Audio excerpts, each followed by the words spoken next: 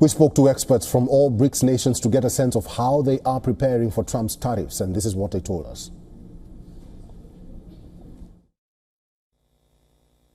It's not easy, as I just mentioned, and especially because the United States has a long history of favoring bilateral agreements, and that's exactly what President Trump is doing now, acting very strongly and promising to deal with each country individually.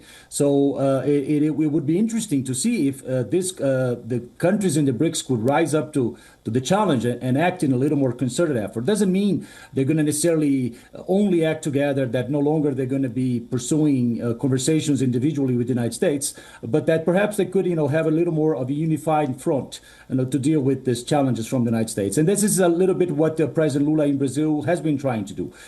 His government has signaled that he wants to continue to have dialogue with the United States. There are important people from the Brazilian government in the last few weeks in Washington negotiating exemptions from some of the tariffs.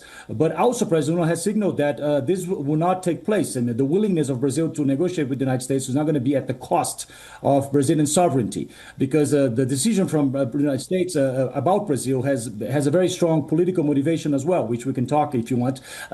So Brazil has at the same time working with the United States, but also signaling that he wants also to see take the opportunity to have a concerted effort with the BRICS nations and other countries in the South.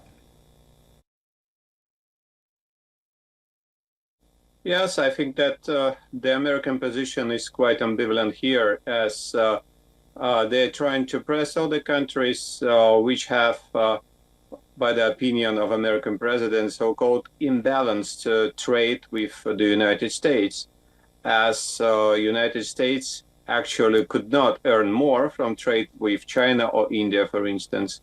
That is why Washington tries to press using some economic arguments. And of course, there are also some political arguments, and India and China are not in the American camp, in the Western camp, even not supporting Russia directly.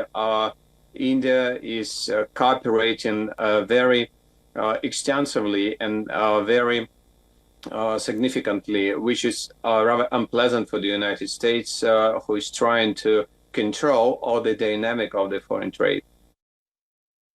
We have a very singularly bad incident of tariffs affecting that relationship at this point in time. But nothing is lost. We are going to still discuss in the last week of August. The US delegation is coming to discuss the trade issues further, and we will be in a position to get something out of it. And I strongly believe that once the Ukraine-Russia war is over, I'm sure US is going to look into Russia through a different lens, and that will be the time when all these, Russian tariffs will go away. And meanwhile, we'll have to keep our head cool. We'll have to negotiate, taking into account our red lines, and see that, if there is necessity to offer a market with an accelerated tariff reduction, we should be in a position to do so. But take care of the red lines very, very clearly. Those are the areas where we will be never in a position to give up our interests.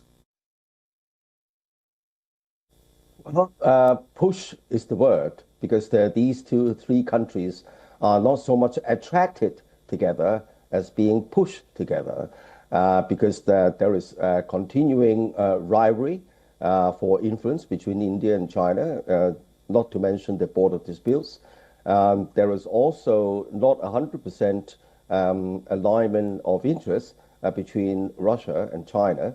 But on the other hand, all three countries are suffering from Donald Trump's no-holds-bar tariffs and other sanctions and restrictions.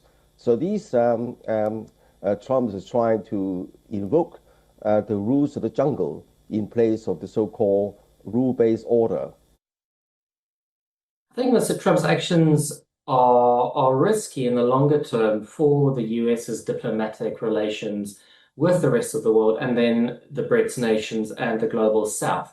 If anything, these declarations, these announcements, these measures, if they come into play, will only serve to, as you hinted at earlier, unite them, bring them closer together in a distrust of the global north, a criticism of the West, sort of proving some of the suspicions that there had been in the past, that in the end, you make declarations about democracy and fairness, but you actually only in it for yourself.